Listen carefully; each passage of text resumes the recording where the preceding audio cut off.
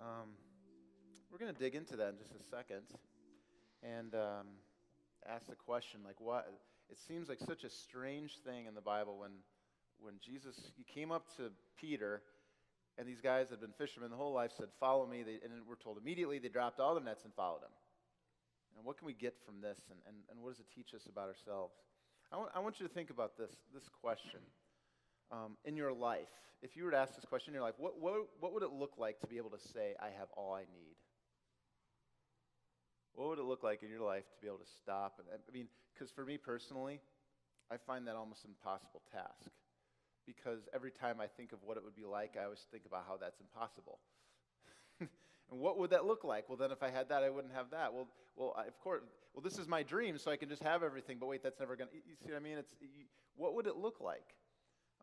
Because of my own interactions with others and others' interactions with me, I think it's pretty clear that there's always something to not be content about in my life, and I'm sure that for you the same thing is true. There's always something to stand in the present and say, it's not good enough.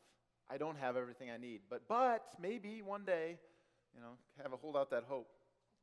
Well, there's only one time in the history of the world where people could step back and say, "I have all I need," and that was before sin came into the world.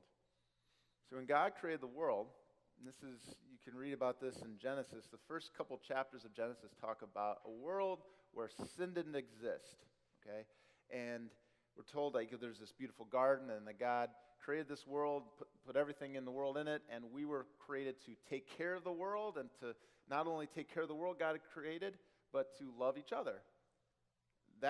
God created us in his image, and that means that we were created to reflect God into the world. And without sin is a disease that gets us self-centered, and I'm always thinking about myself and what I need and what I want and how that person's in the way or they're making it more difficult for me. You see, selfishness is kind of the ultimate symptom of sin. You could call it pride. That's another one. But before that was ever in existence, who would we think about? The other person, the person across the table from you, the person across the room from you, or whatever I can do to care for the world that God had. That's the way things were. And who is at the center of it all?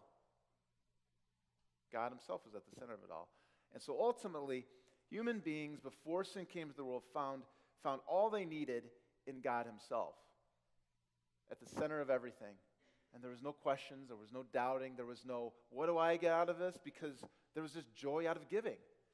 But for me, I don't know about you, but for me, that's really hard to think about, actually imagine that could ever possibly even be true, because that's not the world I see. I turn on the news, and the first thing I hear about is people fighting, disunity in our country. You see things all over the place. You can drive down the street and you see people with really big houses, people with small houses. You see all sorts of disunity, all sorts of people in different places in their life and different levels of contentedness. But you find out that people that look like they have everything, they're just as unhappy sometimes as the people who don't have very much. It's very interesting. Everybody in their own ways, in their own situation and circumstances, find themselves looking at their lives saying, "I wish I had. I don't have all I need." But in a world without sin, there was no such thing. Get this, no such thing as fear. I'm not living in fear. There's no such thing as anxiety. Anxiety is a form of fear. Imagine like a piece of water dripping you on the forehead over and over and over and over again. That's probably the best way to think about anxiety. Like fear, when I use the word fear, I think of something a little more intense. Anxiety is just kind of like that. You have the shakes. You're constantly thinking about something. Somebody's talking to you, and you're thinking about the thing over there. That's more like anxiety. And regret. There was no such thing as regret because there was nothing to regret. We were perfectly at peace. Imagine that. I'm with you. It's so hard. So hard. Because sin came into the world and ruined everything. Satan came along and said, "You know what? You think you have all you need, but God actually, he's the one holding you back. You don't need him." And we believed him. We said, "Okay. And we're going to try and be happier on our own. We're going to try to find fulfillment on our own." And what we realized was we only found true fulfillment and contentment when we were fully embracing our relationship with God. And here we are today. Because we all have the disease, all of us, even this pastor standing up here, I'm a pastor, and yet I struggle with that disease every single day. I'm constantly looking to other things to find fulfillment, trying to make people happy, trying to handle this thing, trying to take care of that, and trying to manage all my ducks and do everything to make sure that my life looks great. Find security in other things. That's what sin does. So, what I think is important to ask, though, so do we ask the question, in the midst of a sinful world, what should I do? I think that's sometimes the default question we ask. Okay, the world's messed up, so what should I do? I would actually argue that the question we should rather be asking is, what is God doing? Do I believe that God is real, and do I believe that God is actually at work? I do. I believe that God is real, that he is at work presently, and so the question to ask is, what is God doing right now? And I would tell you, through Jesus, God comes to all of us and says, follow me. That's what he's doing right now. He's calling all of us to follow him. And I want you to, first of all, we're going to put ourselves in Peter's shoes. Okay, so what Ted read quite well, Ted, earlier, he read about that. He read this account. He was shaking paper. He did great. So you had Peter. He's a fisherman by trade. Okay, get yourself in the mindset of I'm going to try and help you get yourself in the mindset of a guy like Peter. Okay, he's a fisherman by trade. He's with his brother Andrew. They have their nets. They're fishing. They're out in the water, and these were people. Peter was a guy who largely would have got his identity from family. It was very likely that him fishing on that boat was probably passed down through the family. He likely was a fisherman by trade because his family he probably learned it from his dad, okay? And so in those days, and you could actually argue some of us do this as well, but in those days, people got their identity, like their sense of worth, largely from family. In fact, you may not know this, like a lot of parents would love this if this were still the case, but back then, some people actually thought that the commandment to honor your parents, that's the fourth commandment, was like the greatest commandment of all. You don't break that one, because family, that's everything, okay? And in addition to that, so Peter, this is like, if you imagine him like casting his nets out, he's on this boat, this is like our family livelihood, this is passed down from generation to generation. In addition to that, a fisherman's lifestyle was one of relative stability. They were not, a lot of people in those days could barely make it. A lot of the people that Jesus talked to were people that every day were like, how am I going to eat the next meal? That's how they were living. That's when Jesus said, do not be anxious. He said that, do not be anxious about what you're going to wear, what you're going to eat. He says this in Matthew 6. He's saying those words to people who didn't know what they were going to eat in 2 hours. That's incredible, okay? Peter, on the other hand, he probably wasn't rich. If you paid attention to what Ted read, we hear about Peter and his brother Andrew, and then James and John, who are down the road, down the ways a little bit. They're fishing also, and Jesus calls them as well. It actually says in there that they had servants. So that means they weren't that bad off. They actually were. So you got your family line. That's hugely important. You had stability. What else would you want in those days? I mean, you're living in a time when illness could take at any moment, and you couldn't just go down to the urgent care and like, can I have an antibiotic? No, it's nothing like that. It's like you go down. There's no urgent care. You got sick. You might die. You go on the road down the street to travel, just 10 miles away. You might get mugged and die. That happened all the time. Thieves, countryside was dangerous. This is what the world was like. And the average lifespan, do you know what it was? 35. 35 was the average lifespan. So Peter, if you put all that in your mind, Peter kind of was living the life. Those fishing nets, that boat, that was his life. That was his stability. That was where he could get a sense of worth from, actually. And Jesus comes up to him and simply says, follow me. And despite all of that stuff, Peter it boggles my mind that Peter would not actually take a moment to look at Andrew and be like, hey, Andrew, maybe we should talk about this. Let's have a little brother powwow over here, because this guy just came up to us and said, follow him. You don't do that. They don't sit down with Jesus and be like, okay, Jesus, you say follow you. Okay, that's great. Where are we going to follow you to exactly? Where are we going? I mean, you can make the assumption he was a teacher, so they're going to learn from him, but where is this teacher going to take us? None of those discussions. Instead, immediately they drop their nets and follow him. Why? I think one of the answers we can get from this would be, and I think this is probably the best answer, we've never been, when you really hear Jesus' call to follow him, it's impossible not to listen. Like Jesus, what I mean by this is like Jesus, in the New Testament, you hear him do all sorts of crazy things like calm storms with a word. Peace be still, storm calmed. Dead girl, rise up, she'd get up. He said it by speaking it.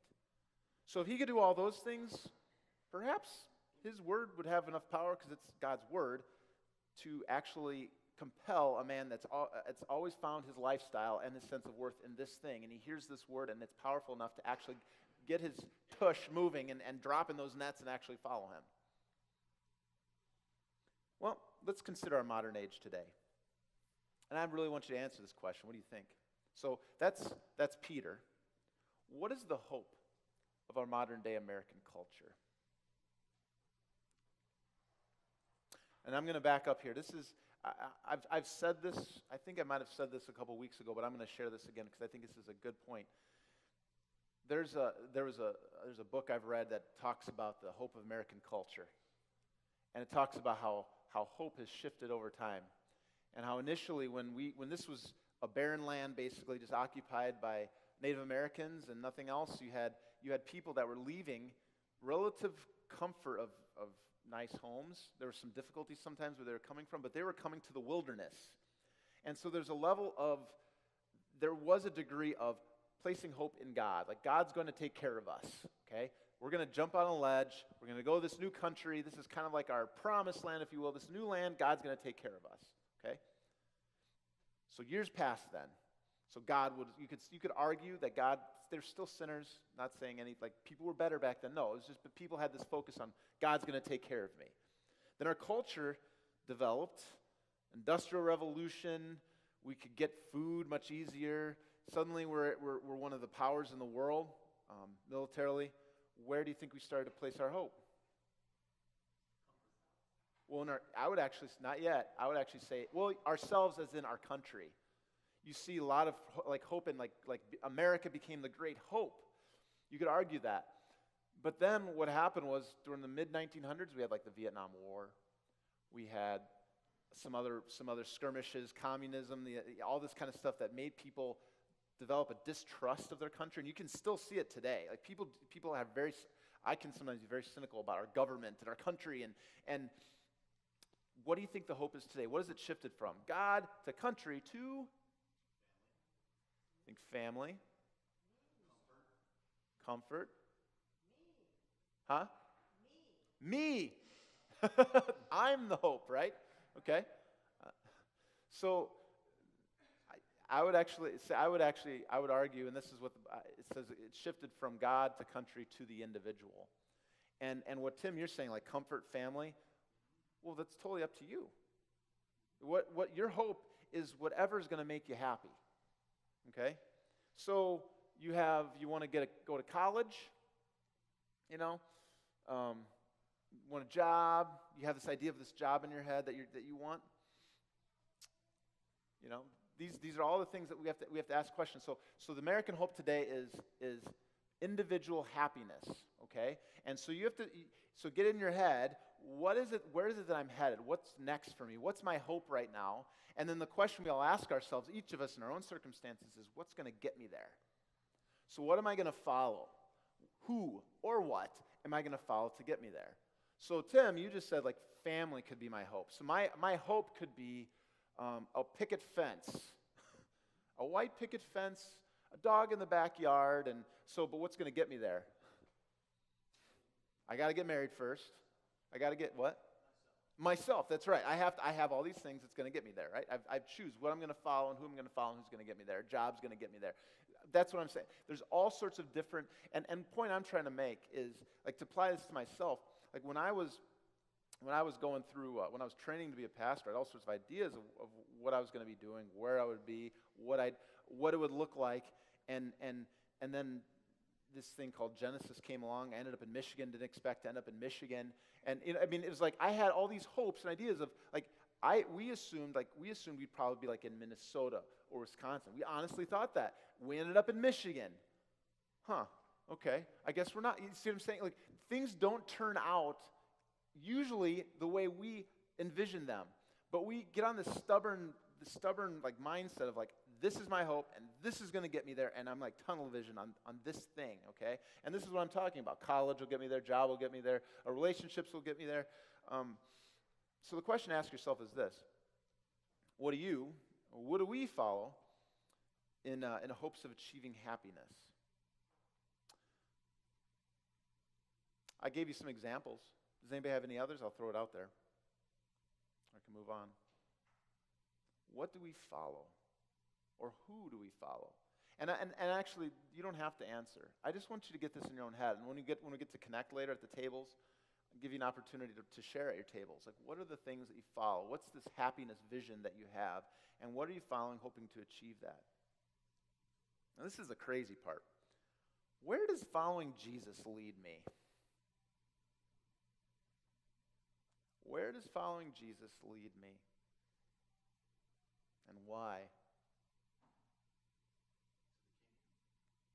To the kingdom? Okay. Eternal life, good. Okay, kingdom. So, Tim, when you say kingdom, you're saying this invisible reality that I can't see. He helps me to see the underlying realities like he offers me forgiveness. I can't see it. He says I'm rich, even though I literally look at my life and I feel poor. Those types of things, yeah. Kevin, you say eternal life. This is what I would say, a tangible, physical thing. Jesus leads us to the cross. This is for Peter. Like, this is crazy, because Peter, left the comfort of his lifestyle, the identity he all had, followed Jesus, and where did it lead him?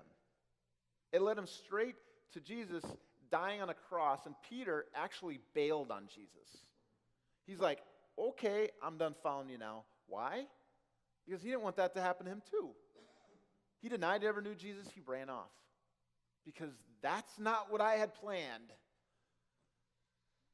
But do you see, Jesus actually leads us there also. And that's actually a good thing. Have you ever thought of death? Like, death is not good. Death is horrible. It's the worst thing ever. It's a consequence of sin. It is not good. You can't argue that death is a good thing. But on the cross, our sin actually dies. This is the one place where you can actually say there's a good death. Because when Jesus leads us to the cross, and you think about this rock that you've had in your hand, you can think about today, maybe that might be thinking about the things you stubbornly follow, the hopes that we've got entrenched in our own brains, that this is going to give me satisfaction, this is going to give me the healing, the hope, all the things I've been desiring. If I just get this, or if I just... What Jesus says is, I take you to the cross. And what happens at the cross is we learn we can let some of those things go. We can loosen our grip. We can lay those sins down. We can lay our stubbornness down. We can lay our self-centeredness down. And there, it's literally, it says this in the Bible, it's put to death. So not only Jesus dies there, but our sin dies there too. And what we find at the cross is this. My self-centeredness, which is sin, my desire to follow my own desires, my own passions to this future hope, this plan that I have envisioned for myself, what happens at the cross is Jesus puts that part of me to death. And he leads me straight, really, ultimately to what Kevin was talking about, that there is a future and a hope beyond death, beyond this present life. That's what Jesus ultimately leads me to. But at the cross, my personal desires and needs that oftentimes hurt other people, hurt myself, that deny my need for God, all those things die right there. And I see that on the cross, I don't need this because I have all I need in Christ. And what this means for Genesis community is this. If I find all I need at the cross, we can look at each other and say, I know what you need too. I mean, literally, you can say, follow me, and I'll tell you about the one I follow. We'll find ourselves both at the foot of the cross. We'll find our sins being put to death there. We'll find ourselves recognizing that I have worth and value because of Jesus, because of what he's done for me, because of God himself, not in what I do or have not done, what I hope to do, but right now, right here, I have value and worth because of Jesus. I have all I need in him, and I'm going to be okay. Isn't that good news? Will I find the more I'm looking for? The more you're looking for? Yeah, I find the more I'm looking for. Well, I can't answer that question. You won't need the more. Yeah, I'd say I would find the more that I've been looking for in other folks in Jesus Mm-hmm. at the cross. Yeah. I would find that one thing that I cannot do, the one thing assured I can't do for myself. Yes. Yes. You're saying you find the more there. Yeah. Yes. Okay, now I understand what you're saying. Yep. Sorry for my hand. Oh, you're okay. It's all good. No, it's a good. I encourage all of you to ask questions. That I've always been looking for. Man, no, absolutely. You're right. No, and that's no, Tim. That's exactly right. Because it's like, okay. I have to pause here for a second. So a lot of times it's easy to kind of stop at the cross, stop at Jesus, and say, "Oh, is that it? Is that it?" Well, first of all, you have to recognize what that meant for Jesus, and second of all, recognizing that the more is not beyond there. Like we have all we need right there, and so everything else is kind of icing on the cake.